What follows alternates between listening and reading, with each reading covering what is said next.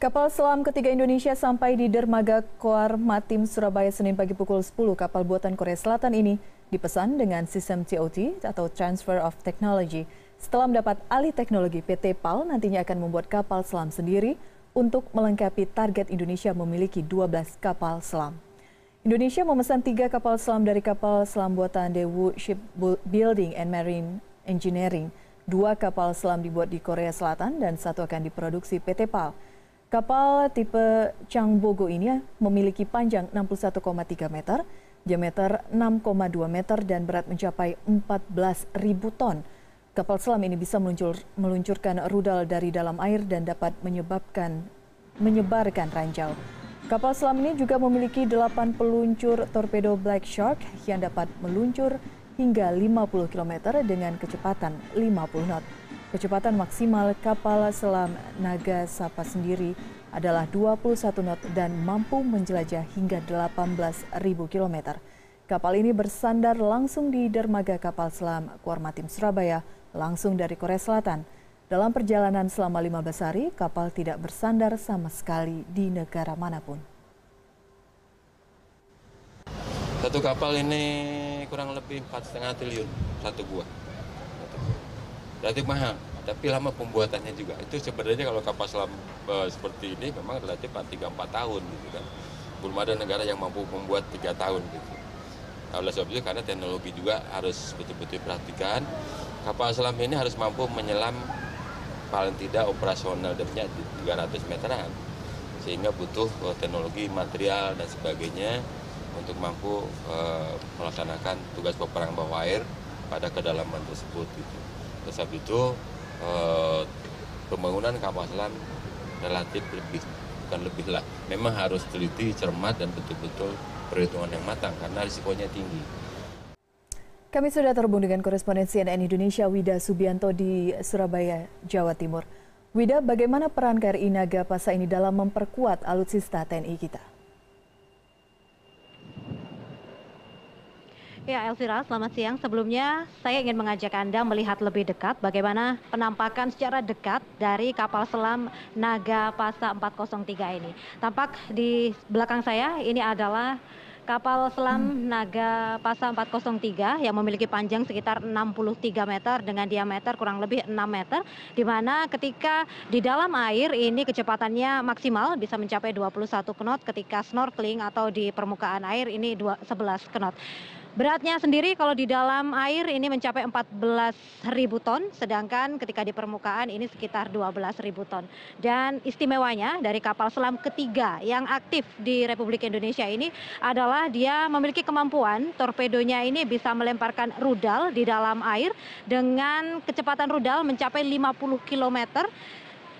Mencapai jarak 50 km dengan kecepatan 50 knot. Padahal sekali lagi kecepatan dari kapal selam ini sendiri yang tidak bisa terdeteksi radar, kemudian signalnya juga ini maksimal adalah 21 knot. Nah, kita ingin bertanya lebih detail, mengetahui lebih jelas bagaimana sebenarnya kapal ini urgensinya, kemudian kenapa harus memesan di Korea Selatan dan mampukah dan bisakah Indonesia memproduksinya sendiri. Kita bisa bertanya langsung ke Bapak Iwan Isnurwanto selaku dan Satgas proyek pengadaan kapal selam di Korea Selatan. Selamat siang, dan ini boleh dijelaskan kenapa kita harus memesan di Korea Selatan?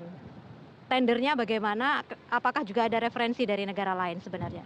Baik, terima kasih. Selamat siang Mbak Wida. Bahwa mengapa kita pengadaan kapal selam yang baru ini dari Korea Selatan tentunya panjang, jadi tidak langsung memilih demikian saja, tetapi melalui pertimbangan-pertimbangan dan juga melalui survei-survei sehingga kita yakin bahwa kapal selam yang kita pilih nantinya dibuat oleh Korea. Yang pertama adalah dimulai sejak kita melaksanakan overhaul kapal selam pertama yaitu KRI Cakra 401 yang dilaksanakan pada tahun 2004 sampai 2006. Kemudian ditindaklanjuti dengan overhaul kapal selam KRI Nanggala 402 pada tahun 2010 sampai dengan 2012.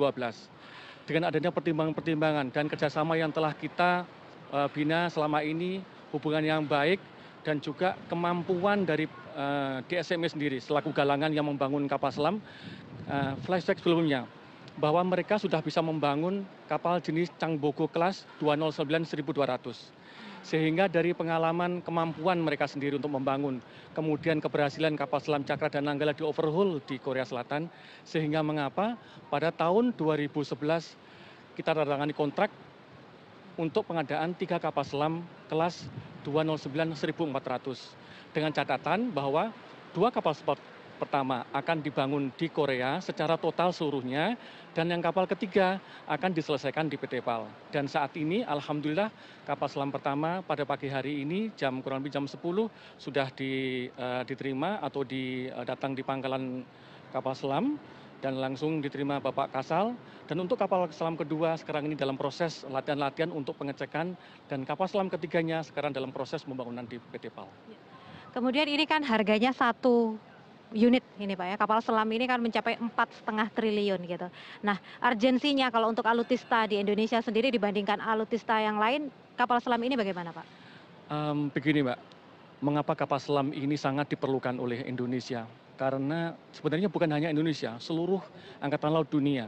Karena keberadaan kapal selam ini selain kerahasiaan bukan hanya kerahasiaan masalah senjata, tapi juga kerahasiaan untuk pergerakannya. Jadi pergerakan yang tidak mudah untuk dideteksi oleh kapal musuh, apalagi oleh kapal kita sendiri. Karena memang pergerakannya yang notabene sesuai peruntukannya, reka bentukannya dia adalah di bawah laut, sehingga itu yang tidak mudah untuk dideteksi oleh kapal lain, oleh negara lain. Dan juga dengan operasinya yang tidak diketahui oleh orang lain, oleh negara lain, maka dia merupakan salah satu platform yang sangat memberikan deterrent effect ataupun memberikan dampak penangkalan yang sangat kuat bagi negara lain. Dia salah satunya platform yang mampu menembus jauh ke pertahanan musuh lawan. Itulah mengapa Indonesia sangat menginginkan adanya pengadaan kapal selam bukan hanya yang sekarang ini tapi juga selanjutnya. Lebih-lebih Indonesia adalah negara kepulauan ya Pak. Betul. Kemudian ini yang menarik adalah namanya adalah Nagapasa. Nagapasa kita ketahui ini adalah nama dari anak panah dari Indrajit, salah satu tokoh pewayangan yang dikenal bahwa anak panah ini sakti mandradiguna. Jadi ketika diluncurkan anak panah bisa berubah menjadi ribuan ular berbisa. Nah, dikaitkan dengan Nagapasa kapal selam ini sendiri Pak. Apakah keistimewaannya sampai seperti itu atau bagaimana? Kita mengharapkan demikian, bahwa kapal selam dimanapun itu yang menentukan adalah sebenarnya masalah persenjataan. Kalau kapal sebelumnya Cakra Nanggala itu hanya mampu untuk menembakkan torpedo, maka kapal selam Nagapasa ini mampu untuk menembakkan rudal. Dalam artian rudal sasaran bawah air yang ke permukaan. Ya, jadi mulai rudal. Dengan dihubungkan dengan anak panah Nagapasa yang dimiliki oleh Indrajit, maka dengan adanya kedatangan Nagapasa ini, dengan menembakkan rudal, maka dia mampu untuk menghancurkan sasaran yang tentunya diharapkan oleh kita jangan sampai ada satupun negara lain yang berusaha untuk mengganggu kedaulatan negara kesatuan Republik Indonesia. Itu tujuannya. Memang terinspirasi dari tokoh pewayangan Pak namanya ya Pak, dan dinamakan langsung oleh diresmikan Menhan, Menteri Pertahanan di Korea Selatan 2 Agustus 2017. Lalu kembali ke proses pembuatannya, yang menarik adalah bahwa pembelian ini adalah sistemnya TOT. Transfer of Technology. Jadi 2 kapal diproduksi di Korea Selatan dan ilmunya boleh diserap oleh PT PAL selaku BUMN pembuat kapal di Indonesia. Nah, kalau sejauh ini Bapak menilai bagaimana potensi dan kemampuan PT PAL untuk kedepannya, lebih-lebih Indonesia menargetkan punya 12 kapal selam, Pak. Apakah memang kapal selam ke-4 sampai ke-12 ini bisa diproduksi PT PAL atau di Indonesia, Pak? Begini, yang kalau masalah itu tentunya masalah kebijakan dari pemerintah, tetapi dengan adanya transfer of teknologi yang telah dilaksanakan oleh personil-personil PT PAL yang didukung oleh Satgas di sana, juga oleh keberadaan kru kapal selam Nagapasa dan juga kapal selam kedua yang di sana, kami yakin bahwa dengan adanya proses sekarang ini pembangunan kapal selam ketiga, mereka nantinya akan mampu untuk membangun kapal-kapal selam selanjutnya. Tetapi itu pun kita harus bisa meyakinkan dengan adanya keinginan untuk maju, belajar terus, menggali terus kekuatan yang ada, kemampuan yang ada melalui personil-personil DSMI yang sekarang sudah ada di PT PAL, sehingga kemampuan yang dimiliki pada saat TOT tersebut bisa dikolaborasikan dengan adanya technical engineering yang di DSMI, sehingga kedepannya bisa mampu untuk membangun kapal selam ketika yang saat ini ada di PT PAL dan tentunya dengan kapal-kapal selam yang lainnya. Lalu terkait armadanya, Pak Iwan bagaimana? Saya dengar ini perjalanannya 15 hari tanpa bersandar sama sekali dari Korea Selatan dan tidak ada komunikasi begitu ya ketika berada di kapal selam ini dan yang diisi 41 awak, 41 orang. Lalu lebih dari itu, pelatihannya itu sampai seperti apa Pak untuk bisa menghandle 100% dari kapal selam ini? Oke, bahwa sebelum mereka mengawaki kapal, mereka sudah mempunyai pengalaman mengoperasikan kapal selam kelas Cakra dan Nanggala. Jadi mereka adalah merupakan kru-kru yang terpilih, yang memang betul-betul dipilih untuk bisa mengawaki kapal yang baru ini. Kemudian sebelum pengawakan, mereka juga mendapatkan pelatihan di Korean Navy, di fasilitas kapal selam juga. Kemudian setelah sebulan selesai dari launching ceremony, kapalnya sudah di air, mereka langsung on board training, melaksanakan pengawakan, pre-sea trial, kemudian sea trial. Nah pada saat pre-sea trial dan sea trial inilah mereka digembleng. Masing-masing personil harus mampu untuk mengoperasikan peralatan-peralatan yang mempunyai tanggung jawabnya. Tapi bukan hanya itu, bahwa dia juga selain profesional dalam bidangnya, mampu mengoperasikan yang mempunyai tanggung jawabnya, dia juga mengetahui sistem yang lain.